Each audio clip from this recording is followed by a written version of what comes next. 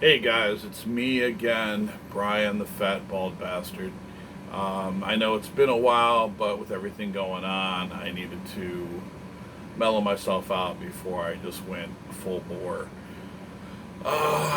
rant. I need to, get some stuff off my chest. I want to go with you guys.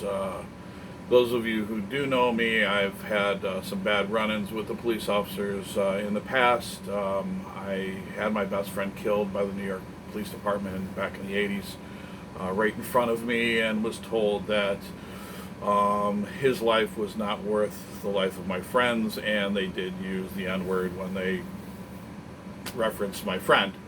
Um, so I've had this experience anytime something like this with Floyd happens. It affects me very deeply, and brings it back like it was yesterday. I just want to start. I'm trying to stay calm, guys. So I may go off a little bit, but just wanted to go over some stuff with you that just seems to be, insane to me that people are still coming across with this bullshit. Um, the one big one that drives me crazy is don't break the law and the police won't bother you. Do you guys own a television? Have you guys been paying any attention whatsoever? There are numerous, countless cases where people are being killed or harassed or beaten by the police for doing nothing. Perfect example, the current one right now with Elijah McClain. He was walking home and dancing with a mask on in Colorado. He wasn't bothering anybody, wasn't stealing anything, wasn't harassing anybody. He was dancing with his headphones in and was startled by the police when they came at him. This is a 140-pound-year-old young man, 22-year-old young man, who was basically then wrestled to the ground, had a panic attack.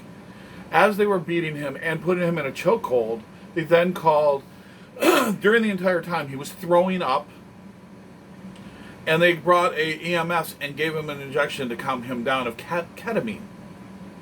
And it turned out to be enough ketamine to fucking kill him.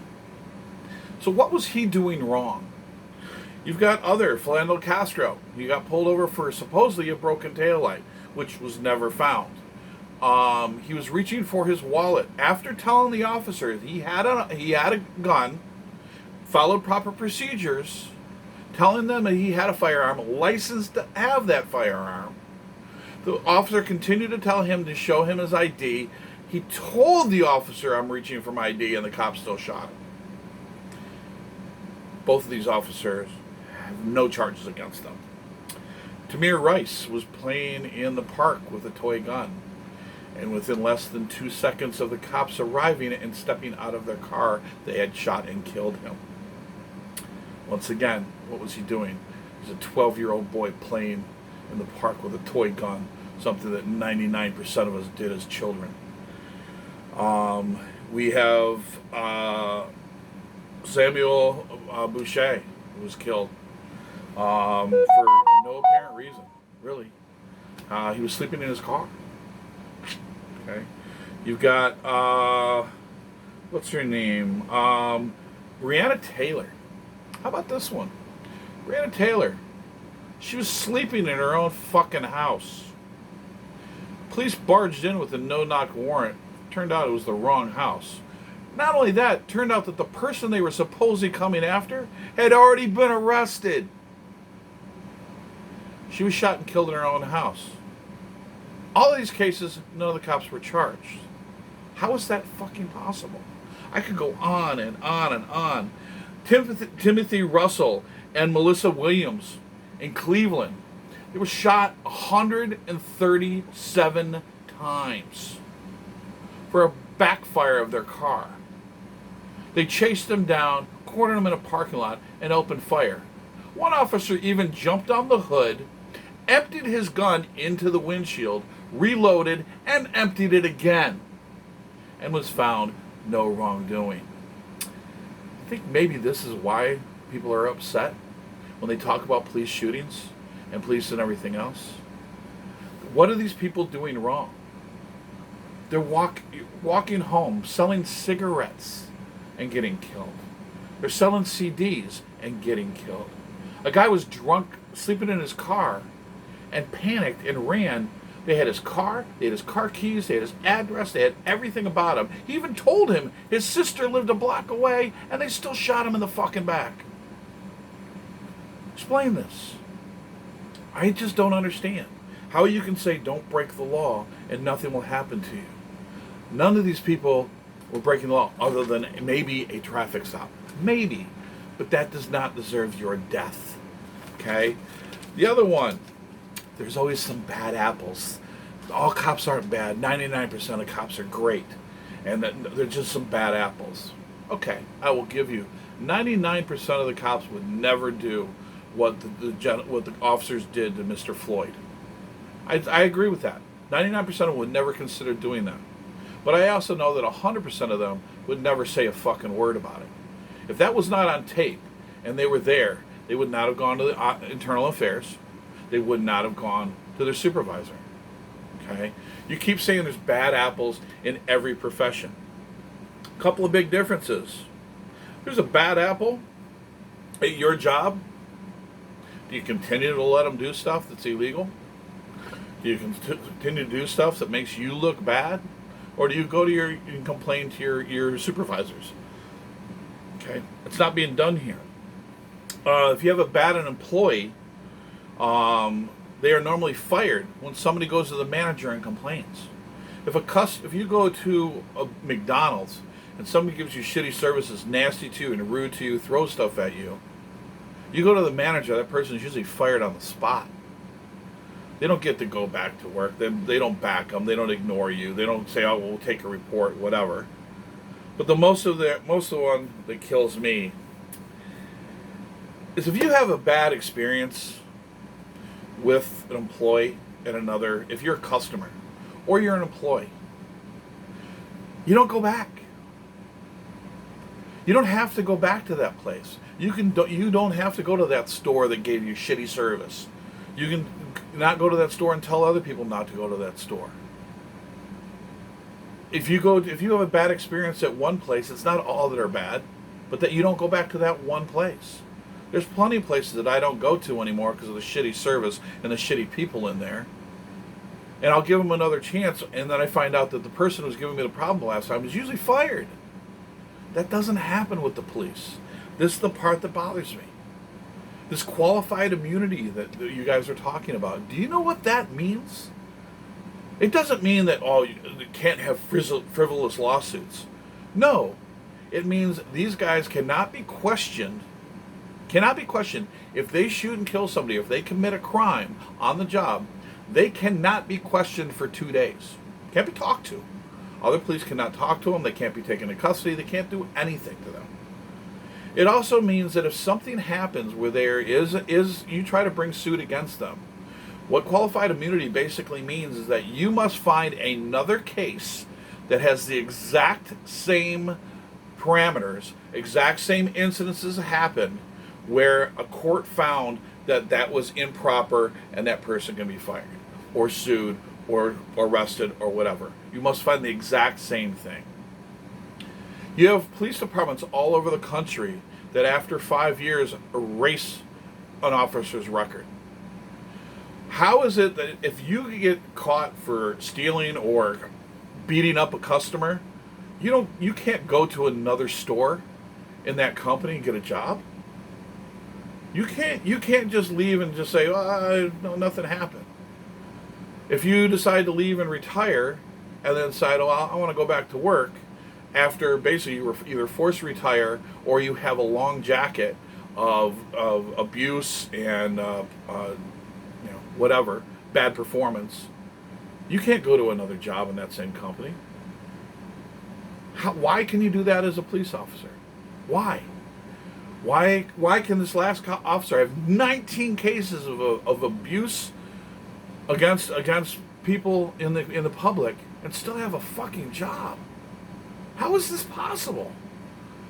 I just don't understand how you guys continue to back them. My biggest concern, though, and what we need to change most of all, is this blue wall of silence. Blue wall of silence basically means that you don't say anything bad about the cops. If you're an officer, you don't say anything bad about another officer. No matter how bad they are, you have their back 100%. It's you against the public, is what it is. It's just exactly the same as every gang and every organized crime institution out there that has the saying, snitches get stitches. You have every police officer on the force right now is more afraid of their fellow officers than they are of what's going to happen to them by them than they are about what's going to happen to them by internal affairs. That's fucking insane. They're more afraid that their fellow officers are going to hurt them, put them in a situation of bad, not backing them up if something bad happens to them, if they're in a gunfight or get into a bad situation. They're more afraid of those people not backing them because they ratted them out for being a bad cop, which they're supposedly against, than they are about the internal affairs, going to internal affairs and reporting these people. There's no consequences. If you witness something, if they witnessed the thing that happened to Floyd and didn't report it, there's no consequences to that. If they make up stories like they have on so many different occasions. You had a gentleman who in, was it Oklahoma, who was pulled over for a missing front plate. The officer asked for his ID. He said he thought he had it. He didn't have it with him. He didn't have the car in park. The officer tried to open the car door. The guy panicked, tried to pull the car. His foot fell off the brake and the car rolled forward a little bit. The cop shot him twice in the head. Then turns around and claims that he's being dragged. He was set free. He had two mistrials, and then they decided not to retry him. This is the problem. You've got a police force that is acting like a gang. When we say defund the police force, it is not taking all their money away. It's that they don't need fucking tanks. They don't need all of this armor. They don't need fragmentation grenades. They don't need all of this equipment.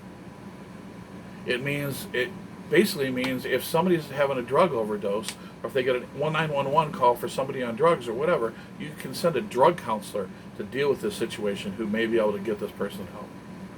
When you have any other you have somebody with mental illness, you sent a mental health worker. Could be along with the cop. But it's not the cops having to deal with it.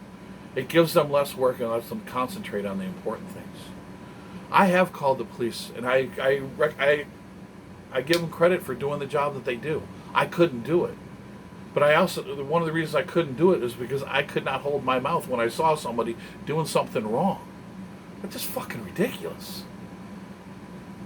I'm sorry, but I've been against this and fighting against this for a good part of my life, for almost 30 years now.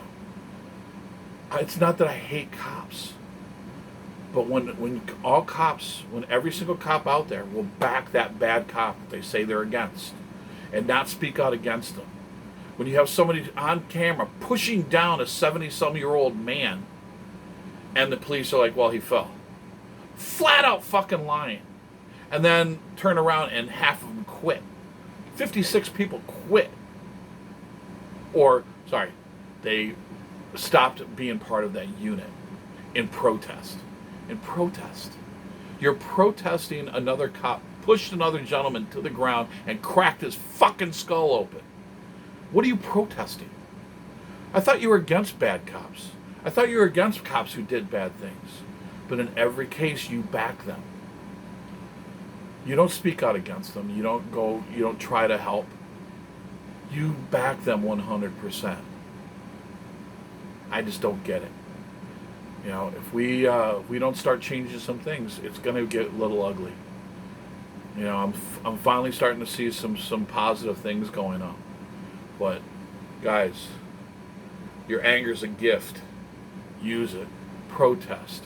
Use your brain. Use your mouth to talk against these things. Don't let the police get away with it like it's nothing. It's not nothing. People are dying. People are committing crimes and getting away with it. It's not right. We're not saying don't support the police, but when they're doing shitty shit, they should be called on it, just like you are in your own job if you do something bad. That's it. See ya.